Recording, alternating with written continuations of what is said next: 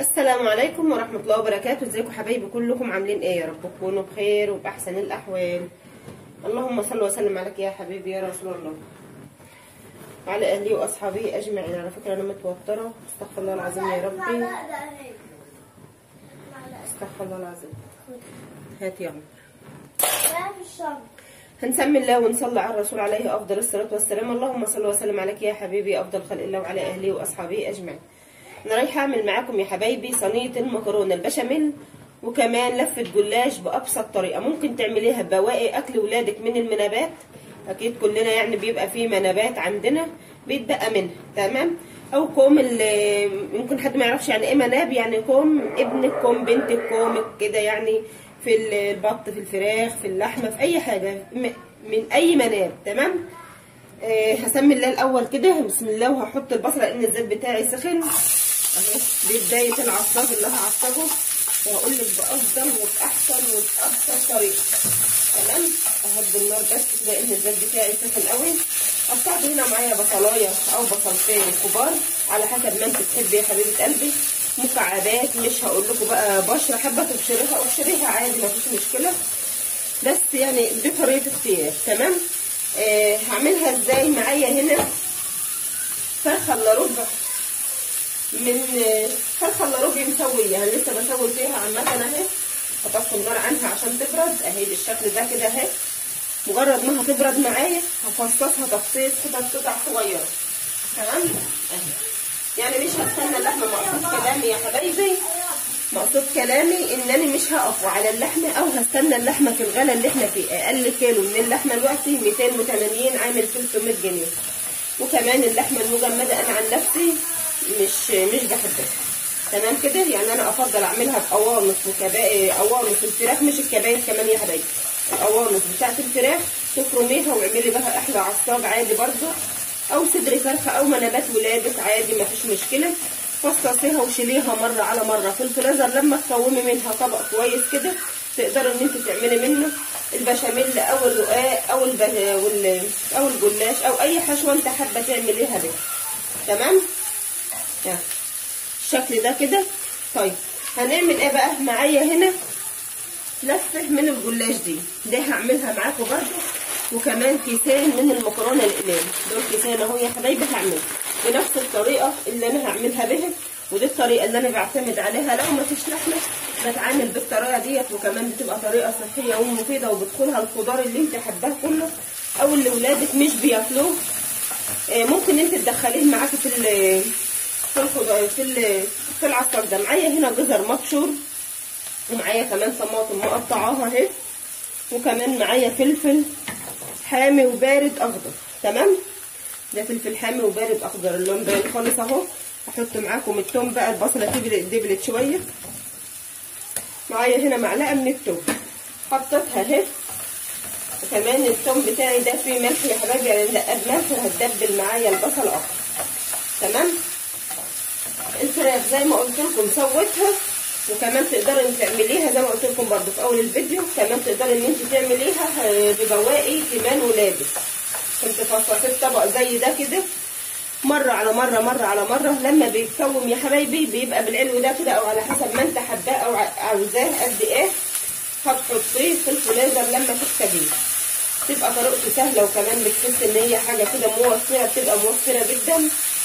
يعني هتخليه بقى من العظم، من الجلد، من القراقيش، كلام من ده. احنا كلنا ستات بيت وعارفين يعني ايه الحاجات دي لما بتيجي تحت بق او تحت اسنان ولادنا.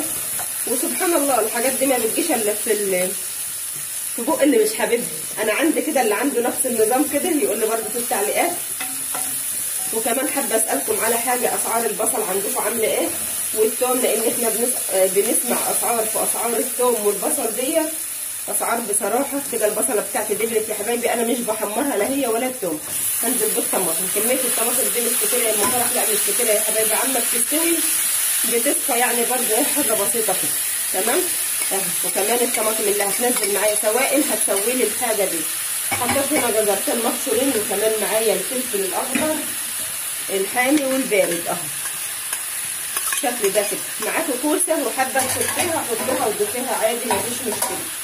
معاكي حابه تحط بطاطس، انا مش حابه البطاطس، بس بسمع ان في ناس بتحطها.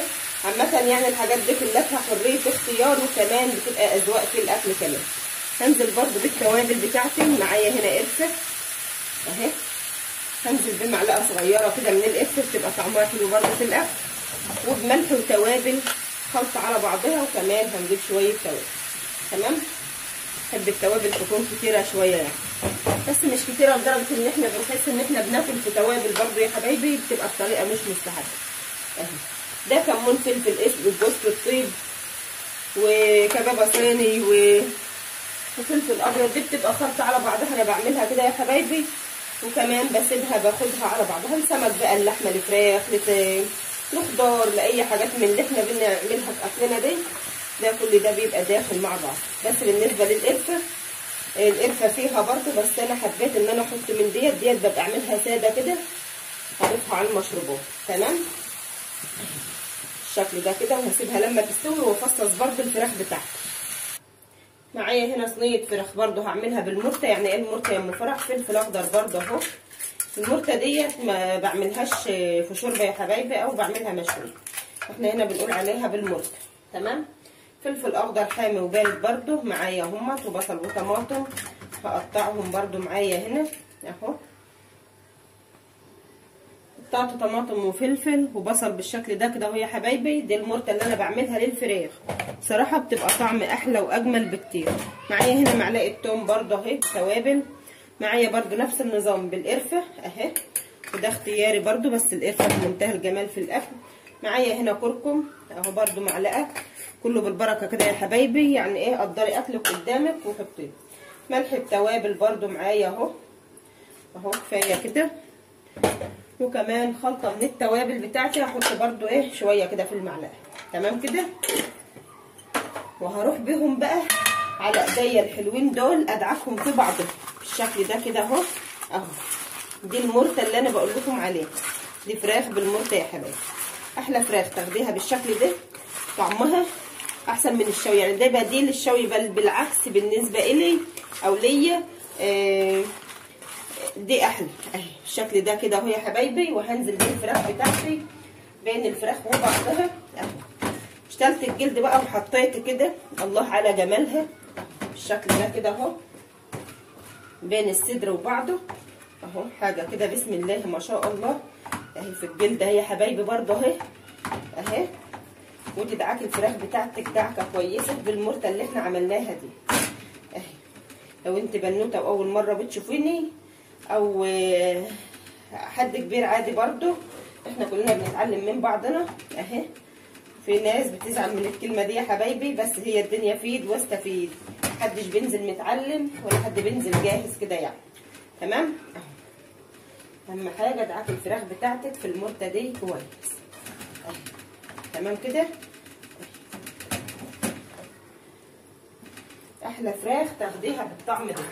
هتسويها بقى على الهادي وتاخديها معاكي في الفرن، تديلها وش مش اكتر. تمام كده. الفراخ بتاعتي بالشكل ده اهو اهي، فيها البصل، فيها الطماطم، فيها الثوم، فيها جميع اللي احنا حابينه وعايزينه كله في قلبها. هولع عليها وهسيبها برده على نار هاديه بالشكل ده اهو. بسم الله الرحمن الرحيم. الشعله بتاعتي دي غلسه، بتغيب معايا شويه اهي، وهسيبها على نار هاديه على بال برده ما العصاج بتاعي ده يستوي اهو. ما شاء الله على جمال الريحه وريحه القرفه اللي طالعه مقبلاني. الله الله على الجمال. تستوي طبعا، ما بتبقاش كده يا حبايبي، بتستوي خالص. تمام. الطماطم بتاعتي استوت، او العصاج بتاعي استوى الشكل ده كده يا حبايبي اهو اهو. شايفينه عامل ازاي الشكل ده كده اهو، ما عادش فيه اي سوائل خالص اهي. هنزل عليها بقى بالفراخ. الفراخ ازاي اهي، مقصقصاها بالمقص قصيره صغيره خالص اهي اهي، زيها زي المفرومه بالظبط اهي. تمام كده. وهقلبها تاخد برده شكشوكه معاهم، او هتاخد بمعنى بالبلد بتاعنا غلوه كده خفيفه معاهم، الطعم كله يدخل في بعضه. وجه دور البشاميل دلوقتي يا حبايبي، هعمله على البارد. انا هنا سلقت المكرونه اهي اهي، مش عارفه هي باينه ولا لا اهي. سلقت الكيسان المكرونه العصاج بتاعي برضو كده خلاص اهو، سبته برضو برد شويه.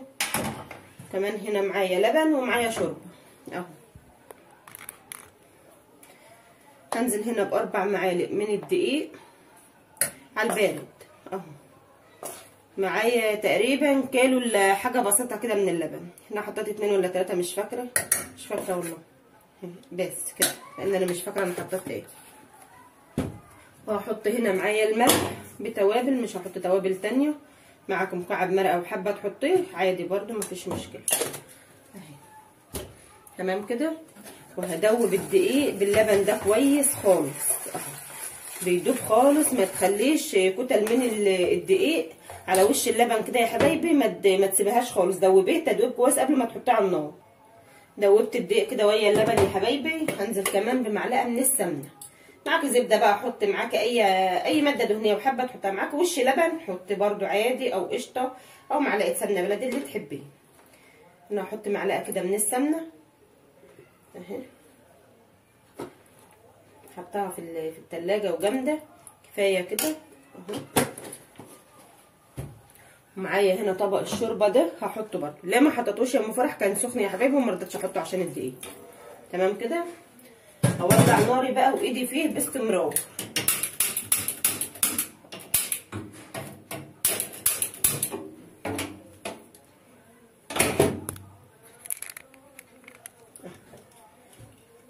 ايدي بقى بتقلب كده معايا باستمرار. حطيت الشوربه ديت. طب ومقدار الدقيق انا عامله حسابي في الدقيق يا حبايبي مع اللبن، لان اللبن ده مش كيلو كامل. تمام. البشاميل اللي طلع قوامه بسم الله ما شاء الله يا حبايبي، وكريمي اهو، ما فيهوش كلاكيع ولا في كتل ولا في اي حاجه.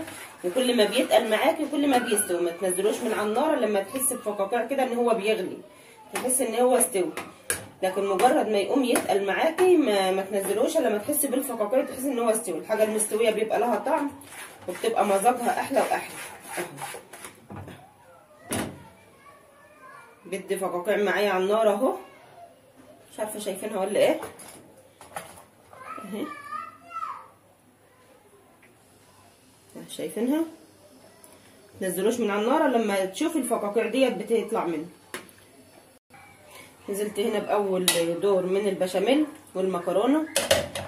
هنزل بنص الحشوه دي معايا هنا برضو، لان التاني هيروح للجلاش. تمام الشكل ده كده. وهحط ده بقى عليها، وهحط البشاميل على الوش. معايا حطيت هنا من الجلاش اهو